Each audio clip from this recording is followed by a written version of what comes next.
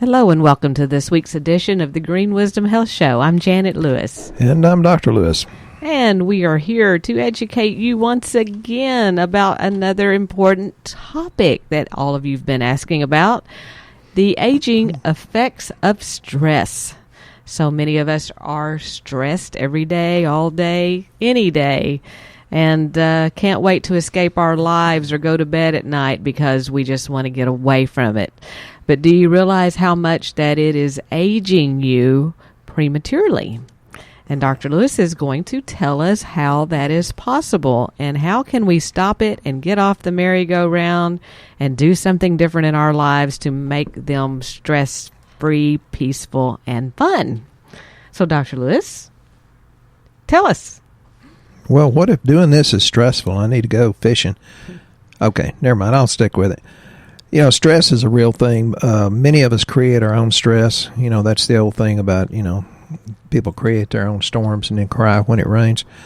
And I've mentioned in several previous podcasts that people should really read a book called Negaholics, and that's how you create your own negativity and, the biofeedback loop. You can learn to have less stress just by the way you think, by the way you react or don't react. But there are other things you can do nutritionally, and there's a lot of theories on aging, and one of them is the DNA or the genetics. And many people use that as an excuse to not take responsibility. And yes, your DNA and genetics do play an important role in the expression of your life in many different ways, but there's plenty of research that says you can actually increase positive genetic expression by 80, 85, 90, 95%, depending on what research you read. And I read a lot of it. And so the main thing there is you cut out toxins as much as you can, but I think it's easier just to increase your nutrition so your body can increase its different detoxification pathways. So DNA and genetics. Then there's another possibility is the neuroendocrine theory, and that has to do with, all the different hormones. And y'all know, if you've listened to us, that Janet and I definitely deal with trying to put different nutrients into the body so your body can balance that.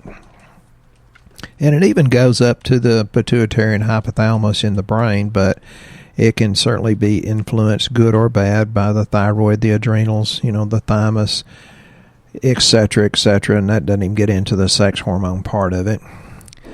So there's many, many things that can be done about that to let your body take charge again. The other theory that we probably should talk about is free radicals or oxidation. Those of you that have gone over my consultation with the lab work will talk about, I've talked about oxidation with many of you, and that can be too much stored iron, ferritin, your CO2 is too low, too high, all that's on the lab work, and that's why Janet always talks about how we do very inexpensive lab work, and I don't deal with diseases or diagnoses. What we're looking for is optimal ranges to put the nutrients in so that your body can function in an optimal range if it's not. The other thing, cross-linking theory, and that has to do with glucose or fructose and all the different reactive compounds, so to speak. Glycation, basically, and there's some really, really good research on that. So that goes into, don't go into metabolic syndrome because you're eating out of the same trough as people that are not healthy. So, and that's when the proteins, they'll cross-link or react to each other and form all kinds of bad things. Then there's the immune system. Well, I see more and more people with immune system issues, and I think it's mostly because we're full of genetically modified foods, and that has plenty of glyphosate and many, many, many other bad things in it. It's not just Roundup and glyphosate. They're taking a big beating in court as well. I think they should, but there's many other chemicals that should be eliminated, from our crop. it's just crazy what they're putting on there. They're not really increasing the amount of yield per acre because of these chemicals. I really don't know why they're doing it, and it's adversely affecting us. There's so many different people that talk to me every day, whether it's on the phone or through emails or through Shooting Straight with Dr. Lewis. Please join that. It's a closed Facebook group. They talk to me about their kids having immune system issues. It's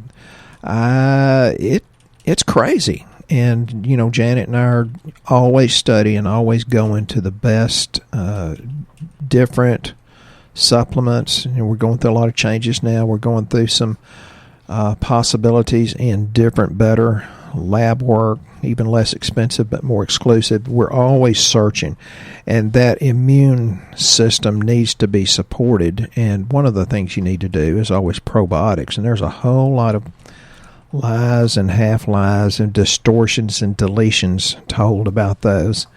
So, that will, if your immune system's good, it will certainly slow your aging process. Telomeres. Not many people have heard much about telomeres, but, they just break off a little bit at a time, and as soon as it gets too short, then you die. Well, one of the things you can do is take enough supplements so that it slows the breaking of the telomeres itself, so that it's the end of the chromosome is what that is. You're hearing more and more about stem cells. I think the medical profession has done a really good job with that, and I've seen some really good work. So, all I'm saying here is there's so many different possibilities. You got the cell metabolic thing going on, and I mentioned metabolic syndrome, but that's generally because you eat incorrectly and or your body can't handle the food that you're eating, even if you don't have the food allergies to that, which I'll get into in a little bit. So there's just massive amount of things that you can take. You cannot get it all out of your food because our soils are really deficient in the minerals, which are the basics for all of this, but they don't have many vitamins, and even if they did, by the time you haul it from California oranges to Florida, or Florida oranges to California, or Texas oranges to Michigan, most of the nutrients are gone anyway. They've degraded. So let me back up, try to simplify that. There's 4 things that you always need to do. Remove toxins and the bad organisms and the harmful foods. That in itself, it can be a pretty daunting task. Then you have to replace digestive enzymes. And again, we're always looking for more, better, bigger, but I've got one that's become my favorite, and I've experimented with many, many ones. Digestive enzymes actually have an immune boosting effect, and that's maximized when your blood becomes alkaline. Now, don't believe the thing about, cancer can't live in an alkaline body, because that's very, very much oversimplified. To alkalize your body, you just need to eat the alkaline forming foods. And we have a list when somebody does their lab work, and Janet emails you all kinds of things, and one of them is a short list of alkaline forming foods.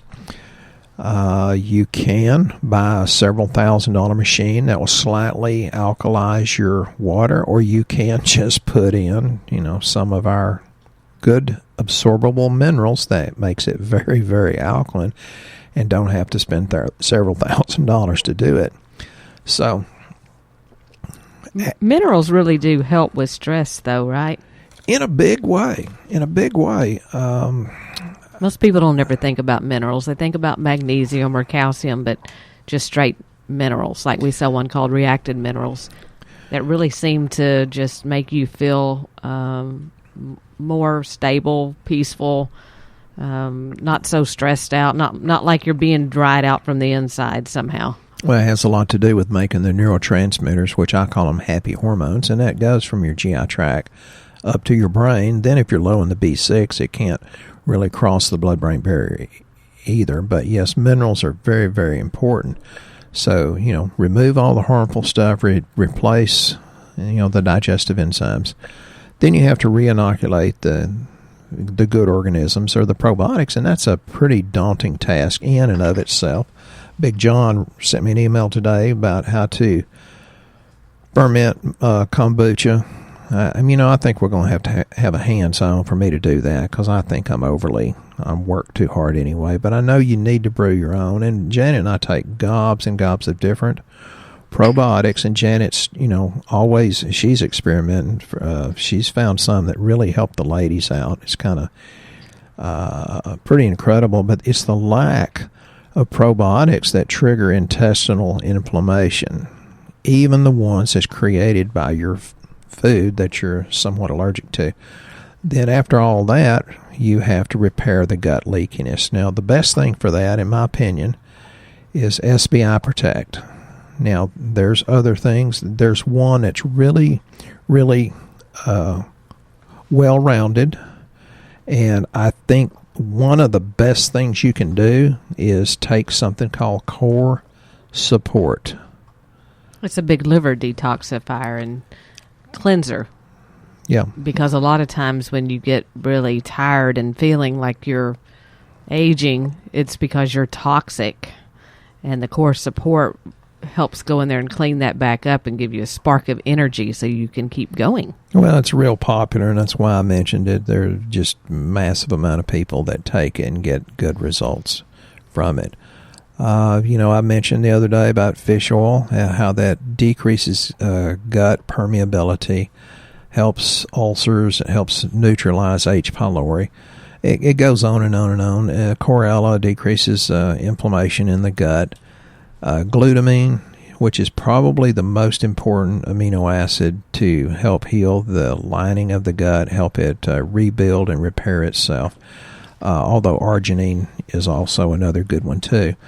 The fiber feeds probiotics, and that's very, very important. So don't get, there's a lot of buzzwords out there. People say, well, what about this and what about this? I said, well, if you're eating fiber, you've got plenty of probiotics because you've given them a place to live. You give them a place to live, and then all of a sudden, they begin to grow. So there's some, I talked about getting rid of the offending foods. We deal with a lot of people that have colon problems because everything's related to gut and inflammation. I want to tell you the major things that we're allergic to that create colitis or IBS. Dairy comes in at number one, and I think if it was raw, it wouldn't be the same issue. Just had a lady says, well, I get mine from a dairy and it's raw and you got the cream floating on top. I said, well, that's probably good stuff. I was raised on milk from a Jersey cow. Anybody knows about that? It's got a very high fat content compared to other dairy cows. But dairy, because it's pasteurized and homogenized, is probably the number one problem with colitis or IBS. Wheat comes in at number two. And actually, I had trouble believing that. I thought wheat / gluten containing grains / glyphosate Roundup containing grains would be number one. But this particular research article says it's this way, and as much as I disagree with it, I'm going to give them credit anyway. I'm going to get really personal here. For colitis and IBS, chocolate comes in at number 3. Oh, really? That's amazing. Chocolate interferes with IBS? I hate that. I wonder, why would that be? Why? The caffeine in the chocolate maybe making it irritated? That's interesting. Sometimes Janet goes from preaching to getting personal because number 4 is coffee. And I hate that. I drink coffee for Janet's protection. Must keep things agitated. Yeah, and then nuts come in. And nuts are very good for us because of the anti-inflammatory omegas. So, yeah, I don't know, but for a lot of people, it really does adversely affect their colon. Well, what are they supposed to do for stress if they can't eat chocolate? I know the answer to that. Never mind. No chocolate. Okay. I was going to say I don't know, but now that you say that, something else comes to mind about forward. Stress. Hey, you're the one that mired me in the quicksand. So, and then there, I mentioned the other grains, barley and oats, also come in there. And people say, but I like my oatmeal. It's full of glyphosate. Quit it. I eat oatmeal 2 or 3 times a year. That's about how much I do. Corn is a big one, and I don't know if it's just because it's corn or whether it's GMO or whether it's the glyphosate on it. I don't know, but we're here in East Texas, heavy Hispanic influence, and I love tortilla chips. That's what we do here. But it adversely affects the way I feel if we don't take the things that will offset that. And we do have supplements that'll do that. And sometimes it's things as simple as bacon, eggs, and different meats. Usually it's the meats that have the nitrates in it, the pepperoni, bologna, that kind of stuff. So, think about that. It's something that, I don't know, it's hard to eliminate all that, but, let's get into maybe a different little area of aging. Well, in stress, it messes with your brain. Did you realize that it makes you foggy thinking, and it makes you, it just makes you not able to put your sentences together. Well, yeah, maybe that's why I'm a little slow today. Yeah, it's interesting. We're going through a lot of changes, which y'all are going to benefit from, but it's going to take another month or two. It's definitely a good thing. And I think it's funny that Janet mentions that because, we don't have the same set of notes here. There is a brain-skin connection that kind of is an underlying inflammatory skin diseases are aggravated by stress. And I had an email yesterday about, my 14-year-old child has occasional bouts of eczema, and, you can put, we sent some stuff today. It's interesting you say that about skin. Women are all about skin and anti-aging, and stress affects that. Is there something that they could take that would keep them from, to keep their skin looking good? Because, nobody cares about the inside as much as they do the outside. Got to keep your hair, got to keep the color. It's sad but true. Got to keep the skin. We sell a great amount of something called cosmetics. It has the vitamin A, that's immune system, and, vitamin A supports lungs and skin and immune system. A little bit of vitamin D, folate, B12, biotin. We all know about biotin. But then it has things in it like MSM, horsetail. Horsetail rush is really good. A little bit of saw palmetto, believe it or not. And that's good for the skin, although most people only know that's good for your prostate. Sting nettle and paraminobutyric acid. So, the cosmetics works real well. It's super duper popular. What you can do, you need to learn to laugh. You need to meditate. You need to sit by the creek or do something that is pleasurable where you get quiet your mind, get back to nature. I remember years ago when getting on the internet was an escape from reality. And now we're going back to nature to escape from the internet. And that's probably a really good thing to do. But I think laugh and meditate is one of the best things you can do. Because if you stay stressed, if it's a chronic thing, it adversely affects your cortisol levels. They'll go way up. And then if you keep that up and don't do anything about the long-term stress, it lowers your immune system. Then your DHEA begins to get lower, and that's responsible for at least 150 different repair mechanisms, including the brain and the body in itself. Higher levels of cortisol that drops the DHEA gives you low DHEA will give you a higher chance of your immune system not be able to take care of yeast, fungus, viruses, food allergies, environmental toxins, and cancer. So you want higher levels of DHEA, and that is generally an effect of long-term stress connected with cortisol, connected with the brain stuff that I talked about before. So the elevated cortisol, one thing it does, it has vasoconstriction. That means your blood vessels tighten up, so you get less transport through your blood vessels of the nutrients into the skin. That lowers collagen production. And we do sell a ton of that collagen because that's the really good stuff. Yeah, but that's a cortisol thing. And you don't know what your cortisol levels are, which is adrenal function, unless you do lab, correct? Yep. And, those of you that listen to me, thank you for your compliments. It really does encourage me to keep doing this. I'm a little bit of a smart aleck, and I'm not going to change. Most people live on smoke and mirrors, and they have no reserve for their body to keep going. And if you let your cortisol stay high, then eventually your adrenal glands will go into adrenal exhaustion and it goes low. And I've been guilty of that. But it's hard to keep your body going. So quit living like your check engine light's on, but you say, no, hold my beer, I'll be fine. Yeah, and you're in the summertime now. It might be a good time to get your lab checked.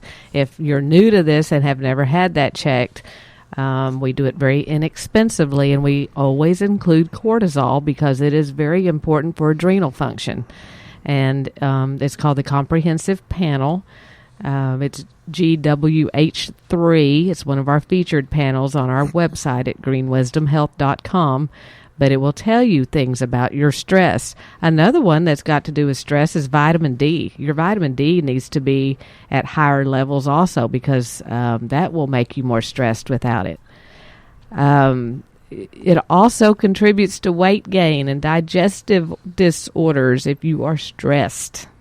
So, ladies, mostly, that care about that, if you're overweight, it could be because you're stressed and you need help coping with cortisol. So, one of the first things it does for many people when somebody gets stressed is they quit going to the bathroom, which means their trains quit coming through the tunnel like they're supposed to. Yeah, they're puckered up, not just mentally. Right. If you're eating 3 meals a day, there should be 3 bowel movements per day because that's the way you're healthy. So if you're not doing that and you're all tied up in knots, not going to the bathroom, there are things you can help to work through stress. You may still experience it, but at least you can function during it. You can react differently to it or choose not to react at all. And one of the things I tell a lot of the patients is you can choose peace instead of this. Yeah, and stress actually increases pain. Did you know that? Makes you hurt worse. So joint pain. Yeah, I have a smart aleck answer for that one, but yeah, you're right. The collagen breakdown can be up to 10 times greater from stress itself if your cortisol's not right. So collagen, think, wrinkles, but it's more important than that. There's plenty of medical research says cholesterol's not the issue, but the LDL's the problem.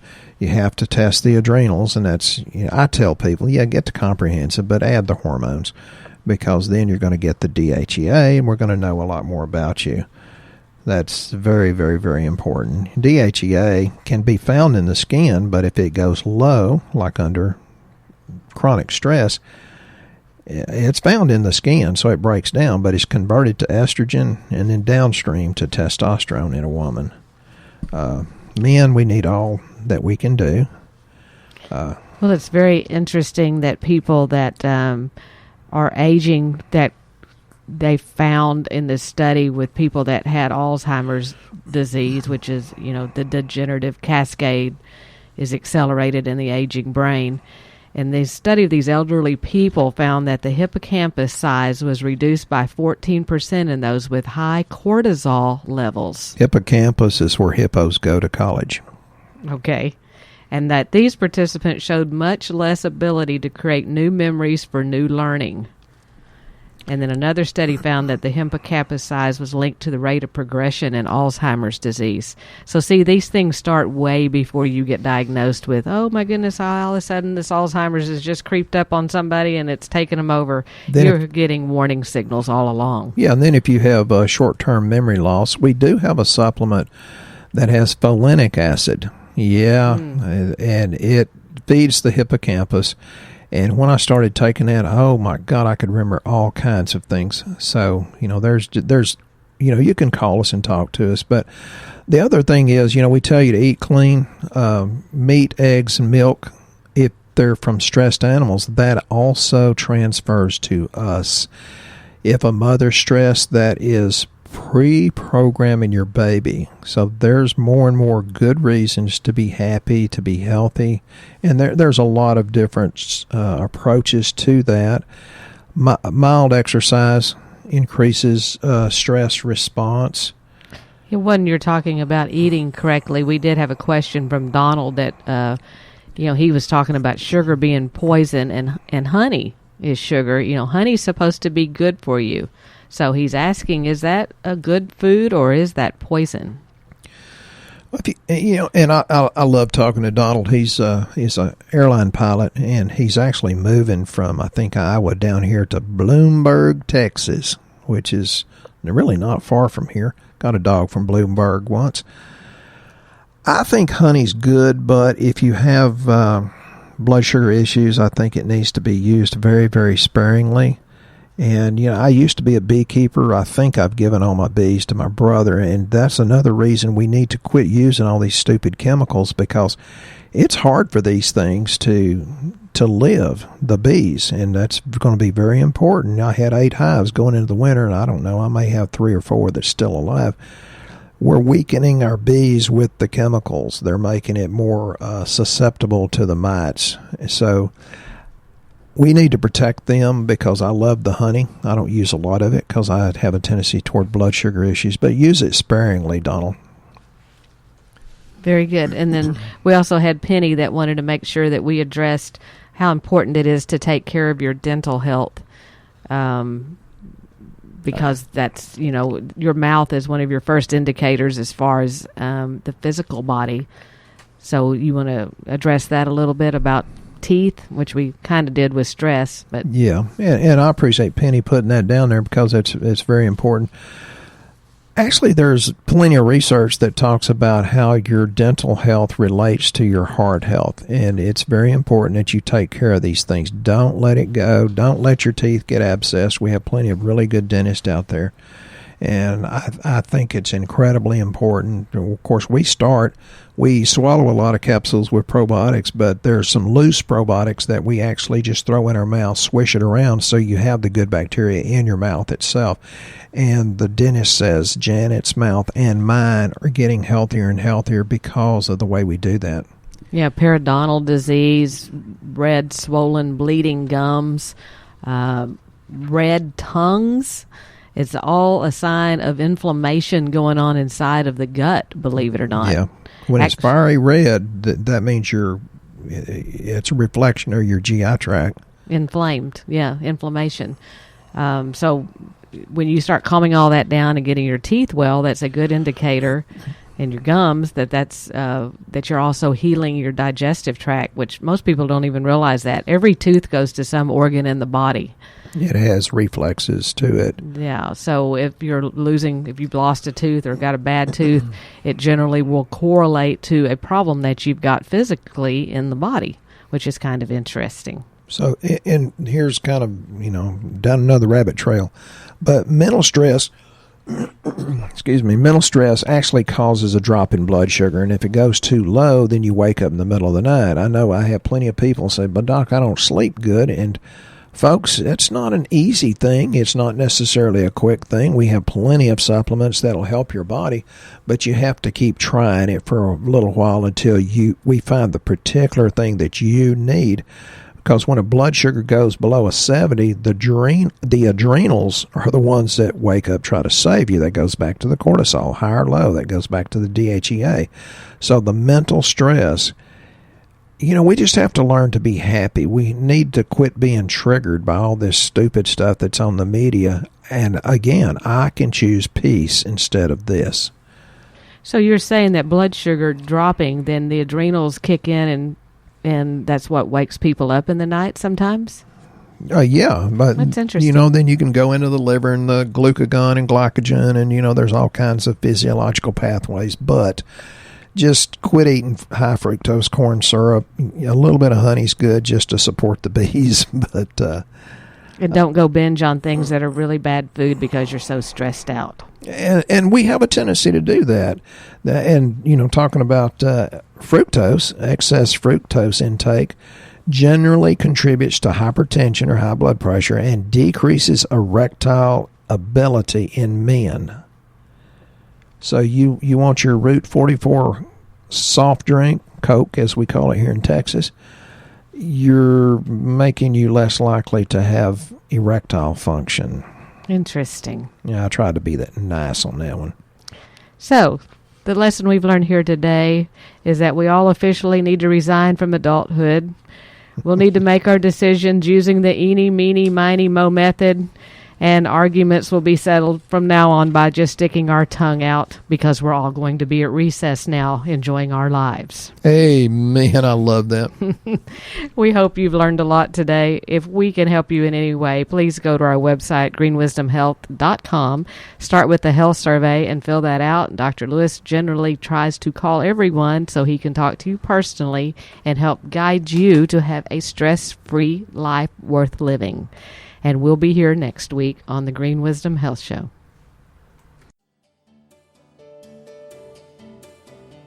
Once again, our show has come to an end, but your hope in your health is only beginning.